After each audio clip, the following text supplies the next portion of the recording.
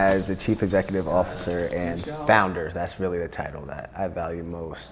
As founder, I kind of set the vision and the mission for the organization, and I make sure we stay aligned in what we're aiming to do and accomplish. My name is Kai. Calief Housen is my full name, but I like to go by Kai. And I run a nonprofit. In simple terms, Career InTouch, we provide mentorship and we provide resources, and we think of all the things that a child may need to get them to that next step closer to, hopefully, is a career, you know? And so whatever it is, if it's mentorship, an internship opportunity, just community enrichment, support, guidance, we do it all for the student. Right there, can you tell me at least 3 facts? First, we get students in 8th grade, and we go to the middle school and we try to identify who are those kids that can really use a positive role model right now. And we bring KHS alumni, so Kingston School District alumni, back home so they could go back to their old middle school and be those influences because they're out there doing great things. What inspired me to start Career InTouch was really just like, if I look back on it, I would say I just wanted more for myself. I knew I wanted to take another step, and I had to stop and ask myself, what is my greatest strength and what can I bring to society? At the age of 12 to 13 years old is when a child is most impressionable.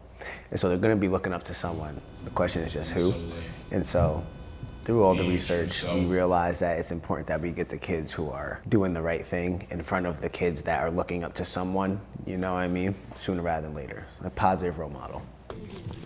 So within the education system, the gaps that we try to fill really comes down to communication and being able to be that difference maker in how the teacher can teach a student in a way in which the student can understand what the teacher is trying to help them learn. Treatment and the chemotherapy and the radiation. I hope that the kings and queens are able to find themselves, and through the process of figuring out who they are and what they're passionate about, they stumble into their dream, really.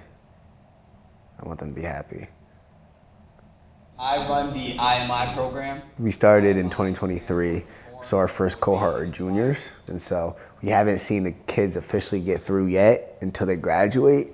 But what I would say from 8th grade to junior year, the changes that I've seen is how much they become humans. It's so funny, right? Like, you would assume that these kids know life the way you know life, but it's like, there's so much they don't know. And so it's so cool just to see like the questions, how they evolve. The questions change, they change. It's cool, they mature. If I had to set one goal that I wish all my students would achieve, I'd have to say happiness. I really just want them to be happy in anything that they do.